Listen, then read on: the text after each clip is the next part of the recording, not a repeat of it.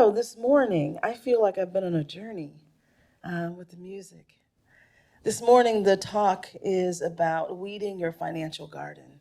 Weeding your financial garden. And so I don't know why, when I get these metaphors or these, when Spirit urges me in a certain way around a talk, when it's gardening, because I'm not a gardener. Like, I have a literal and figurative brown thumb, seriously. So it's like, my plants are struggling in my home right as we speak. But here we go. Let's talk about weeding the garden. So, the thing about weeds is when you have this beautiful, lush garden with flowers or fruit or whatever it is that you are planting, whatever seeds you planted, and the weeds start to pop up, right? Those weeds are unwanted plants. They are things that you don't want in your garden, and they do very specific things. So weeds will compete with your actual plants that you want. It competes with resources. The weeds they need more sunlight. They want the water. They want all the things, the fertilizer. So it competes with resources for the plants that you want. The weeds also block out the sunlight. It can actually take over and block out the ability for the other plants in the garden to grow. And weeds proliferate, right? For those of you who do garden, my friends who talk about it, like the weeding can get out of control, right? And then the weeds actually then plant their own seeds that then begin to grow. Yes.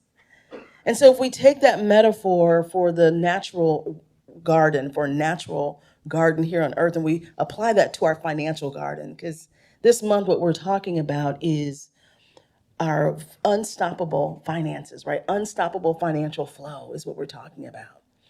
And as I've said before, my interest in talking about this is one, I love talking about manifesting money. And I love and want for each of you to create your own economy because we are in turbulent times. And we are seeing story after story after story about things that are being cut, things that are being shifted, things that are being moved, things that are being threatened. And yet we know throughout history, throughout the Great Depression, the Great Recession, there have been those who prospered through these times, who prospered through turbulent times.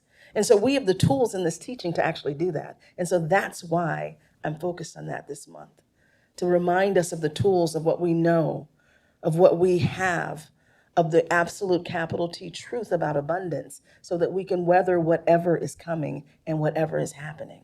Are y'all with me on that? Yeah. So in the context of this garden, right, weeding the garden. So we have this financial garden. We've planted seeds of abundance. We planted seeds of prosperity. We planted seeds of well-being. We planted seeds of wealth, right? We planted these thoughts. We've planted those seeds. We began to nurture them.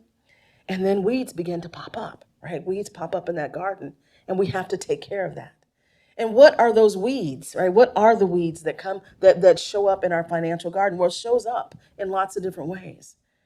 The core of the weed, though, the core of the weeds, the root of the weeds, the source of the weeds is really, though, our own consciousness. That's the secret, right? So the weeds of disbelief, the weeds of fear and anxiety, the weeds of other people who are afraid who are around us, right? The weeds of the naysayers, those are reflections of our consciousness.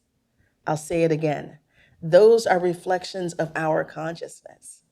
If we are seeing it or experiencing it, it is a mirror of our consciousness.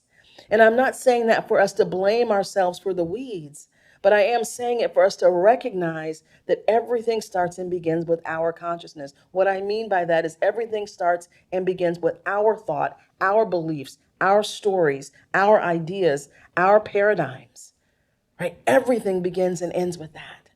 So if there's something you're seeing in your garden that is irritating you, that is causing fear, maybe it's media, maybe it's social media, maybe it's your spouse, maybe it's, maybe it's your friend circle, maybe it's your social circle, maybe it's your children. But if there's something that's a pebble in your shoe or an irritant or something that's creating ongoing fear and struggle and drama and angst, it is a reflection of your consciousness. And so the way you begin to weed that out is to look at a few things, right? So one of the things I was thinking about in this talk, and I specifically want to focus on what happens when we're surrounded by naysayers. That's the weeds. Those are the weeds we're dealing with, because we don't live in silo, right? We don't live. Most of us in here don't live as hermits. There are people that we have to interact with. There are people that we are in relationship with. There are people. I see some people going, "Darn it, I'm not a hermit," Jenna, right? There are people that we have to be in relationship with, that we might work with, or we are married to, or we are, or these are our children, or our family, or our friends, or our social circle, and we are in relationship with them, yes? And so when we are dealing with those folks who are naysayers, it is very, very, very difficult. I had a client once who was really working on shifting her mindset around success and prosperity and ease and flow. And her husband was not into church, still is not into church stuff at all, into new thought or any of that stuff, right? And one of the questions that she would have for me is like, how do I do this? How do I take these certificated classes? How do I take all these classes to become a practitioner if that's what I'm doing? How do I do that and stay in this relationship where this person is not interested in any of this? And it's a very difficult thing. But we start with our own consciousness. So one of the things that I've been exploring and looking at recently is the way that we as human beings, the way that we shape our identity or think of our identity, right? Let me break this down what I'm talking about. So many times we have like this role that we play, right? We have a role that we play. So maybe in our family, we were the underdog, or we're the black sheep of the family, or we're the one that's always doing something wild and crazy, right? We're the one that's always doing something that's out of the box, right? And so then what we find is when we become adults, and we now are in relationship, or we're now building relationships or building our lives, we're still playing that role, right? The outsider, the renegade, the maverick, the shaker upper, right? We're still playing that role.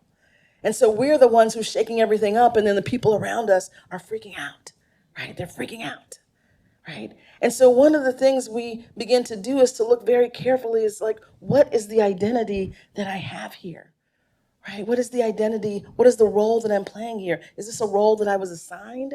Is this a role that I really want to play? Is this a role that's really effective? Is this a role that's creating some weeds in my garden, in my financial garden? Right? Do I always have to be the underdog? Do I always have to be the outsider? Right? These are some things to begin to think about in terms of identity, right? Our identity. How are we identifying ourselves? How is that creating the weeds in our garden? Are y'all following this? Yeah. The other thing that I really want us to tap into is when we are dealing with people who are having a lot of fear, right? Having a lot of fear. The best role and identity for us to play is that of the guide, right? To be the guide. Yes. And so many times when we're in groups of people, whether it's our family unit, whether it is our social, our social community, our spiritual community, right? Even in my role here, I think of myself as a guide, right? And when we think about the hero story, most times we place ourselves as the hero, right? In our family, in our different worlds, we place ourselves as the hero, as the head of our companies, we place ourselves as the hero. Yes. And so as the hero, we're the ones slaying the dragons and doing all the things, and we're overcoming challenges, and there's a lot of drama in that role. There's a lot of drama in slaying the dragons and beating back whatever and overcoming challenges that are thrown at us. There's drama in that, right? And if we shift from that role into the guide, the sage, the wisdom leader, right? If we shift into that, what that means is we are the ones who are anchored in the rock. We are the ones who know the absolute truth. We are the ones who, no matter what is happening, we are unshakable, right? We are the ones who are doing our work at such a deep level, at such a profound level, at such a consistent level that there is nothing that can shake our consciousness. And then it begins to outpicture as those weeds falling away, right? Those naysayers begin to fall away, right? The doubters begin to fall away.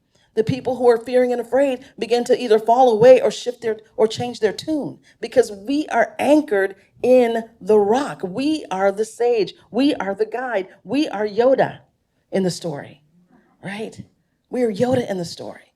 And the thing about being the guide is that it can feel boring because you don't get that adrenaline rush of like slaying the dragons, right? Right? Because you're like on the sideline, sort of guiding and spouting wisdom, right? You don't get the rush of slaying the dragons and climbing the mountain and doing all the things. But the best way to help your people, whether they are your clients, your family, your loved ones, your children, is to be in the role of the sage, to be in the role of the one who knows the absolute truth, the one who knows that with no doubt whatsoever that you're made in the image and likeness and out of pure spirit, the one who knows that the ground you walk on is a ground of abundance, a ground of prosperity, a ground that is overflowing, that cannot be stopped, cannot be terminated, cannot be extinguished, to be the one who knows that so deeply that it doesn't matter if Social Security is cut. It doesn't matter if whatever is cut. It doesn't matter if you lose your job or laid off, because you know God's got this. You're planted in the ground of abundance, right? You're planted in the ground of abundance so deeply that when your company is faltering, right, or when your company is seeing so much success, it's buckling, right, that you are solid and centered in the rock. And this is the beautiful thing about being a practitioner. So in Science of Mind, we have a role called practitioners.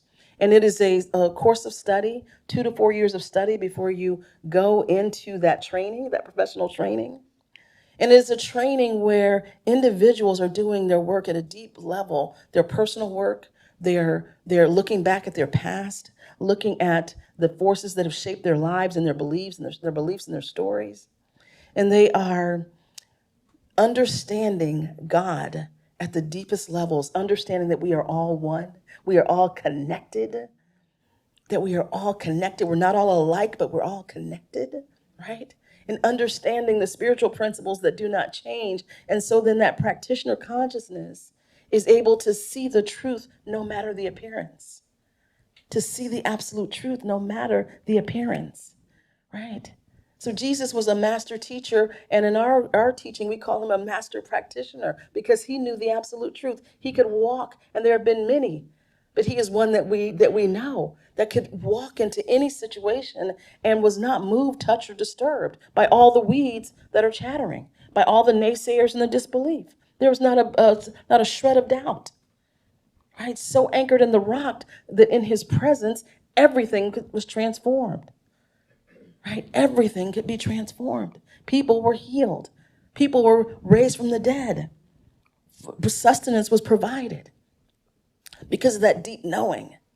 And so our charge then, as we begin to weed our gardens, is to understand that these weeds are popping up out of our consciousness so we can heal them, right? The weeds of fear, the weeds of disbelief, the weeds of lack of limitation. Sometimes it's the weed of guilt. I got so much money, I feel guilty, right? Sometimes it's that, right? I have so much abundance, I feel guilty, right? These are weeds that are popping up out of our own consciousness, our own stories, our own upbringing, our shaping by the media, by society, right? Our friends in our social circle, what they believe, right? These weeds are popping up from that. And so the way we pull them out is by being in that place and space of the sage, deeply planted in spirit, in abundance, in the truth, right? Deeply planted in that. So it cannot be moved by the winds and the storms and whatever may come. It's not disturbed by that, right? And letting go of these false identities helps to clear our consciousness, right? So weeding of our consciousness, letting go of having to be the victim, right? Letting go of having to be the hero, letting go of having to be the outcast, letting go of having to be the maverick, right? Letting go of all of these false identities that have, again, it feels really good. Like it charges up the brain and gets the adrenaline going, and we get all these great hormones from the rush and the drama and the rush and the drama, rush and the drama, right? It's boring being a sage, right? It's boring in the sense that there's not that constant externalized drama, right? But it's so rich because internally, internally, we're in the land of so much creativity, of eternal, infinite possibility, such expansion and such growth. It is incredible. It is incredible. And it is fulfilling at the deepest levels, right? So we got to get rid of the drama, let go of the drama.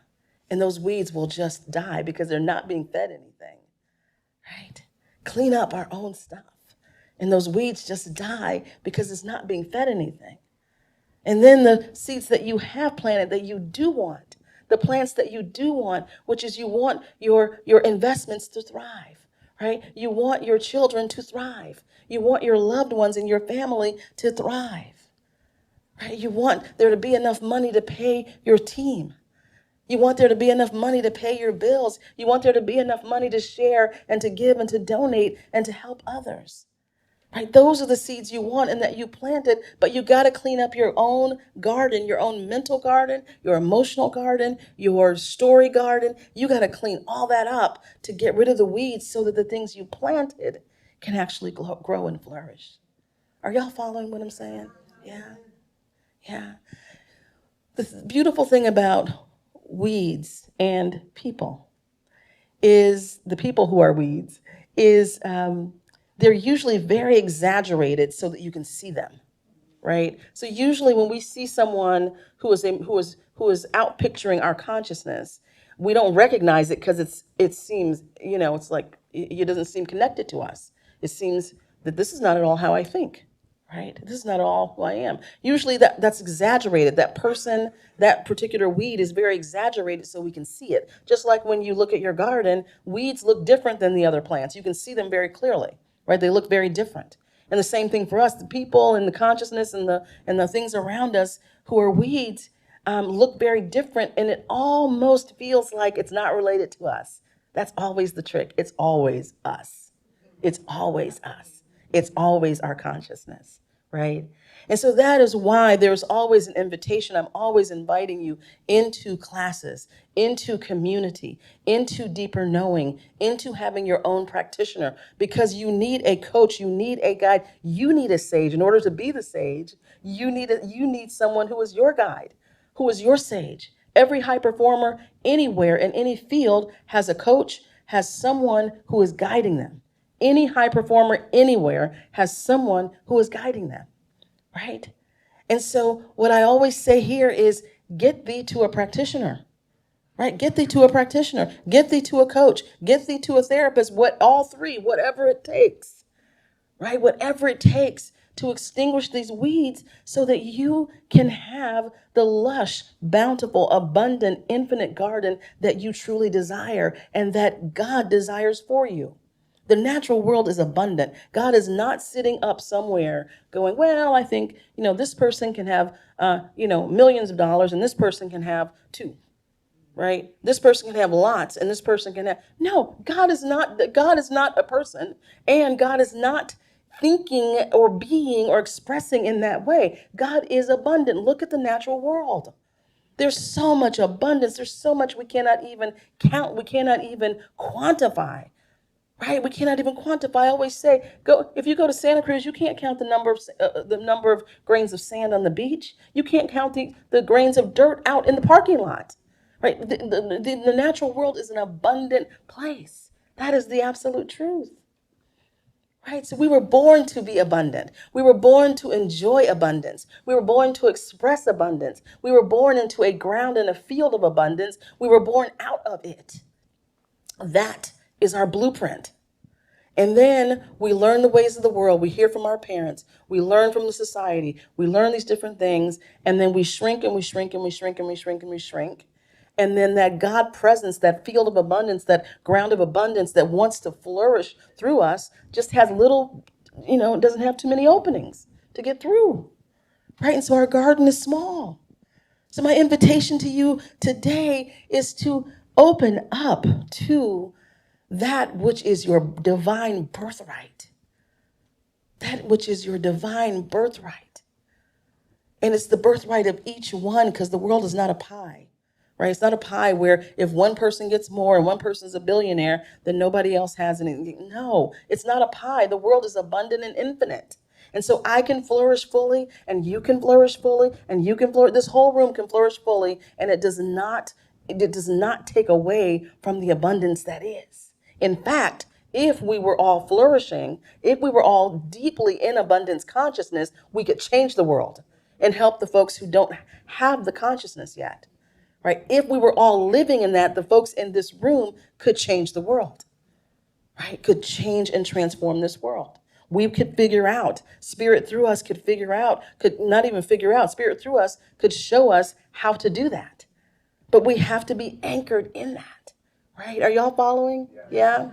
So this is our work this week. So here's your moves, because you know I'm a coach. So here's your moves. So this week, I want you to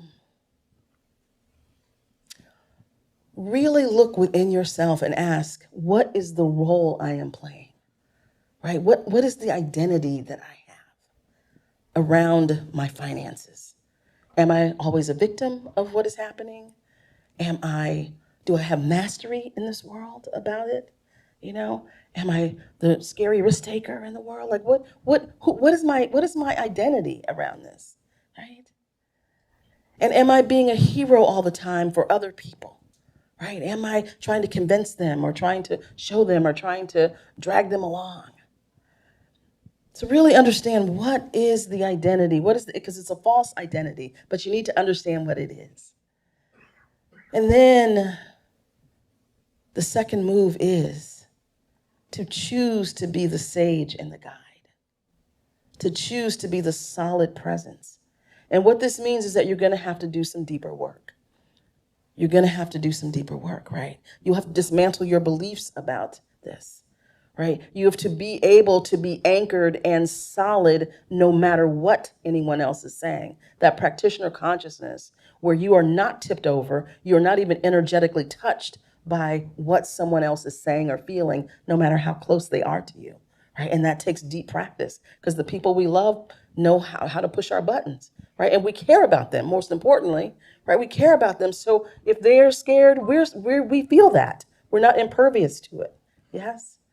And so it takes deep grounding and deep work and deep anchoring in spirit, deeper than ever before, to have an energetic field where you are not disturbed by that, even though you might be empathetic and compassionate. Yes? But you're encapsulated in the truth. You're anchored in the truth in such a way that your presence now transforms the other folks around you. And it's not done by words, it's done by being. It's not done by doing, it's done by who you be, right? Your consciousness, right? So that's the other move. And the third move, because I think you're always supposed to give three. Let's see, what is that third one? The third move is just water your garden with gratitude. Yes, once you pull those weeds, just love up all the seeds and the plants that you planted that you desire. Just love it, right? Just love it. Just water it with your attention. Water it. You know, when you speak to plants scientifically, it's shown the plants do better, right? So just talk to your investments. Talk to your money. Thank it, right? Be grateful when you have to pay a bill. Do it in love, right? When you write the check, just love it and bless it. Bless the person it's going to. Yeah, bless your bank accounts. Right? Bless whatever's coming in. Bless our government, right? Bless the leaders of our government, right? If that's one of your channels, bless the company you work for, you know, and bless the billionaires. Because here's the thing: we can't walk around going, rah, rah, rah, rah. This is one of my noise. I only do that when Jenna and I are together, and I just did it now on camera. So we have our little noises that we make. But yeah, people go around. That was my complaining impression, right? You know, we're just like rant, rant. People are just complaining about stuff. And it's like, you know, you can't, the thing that you resist persists, right? So like, and you can't hate something and then think you're going to shift something other than create more hate, right?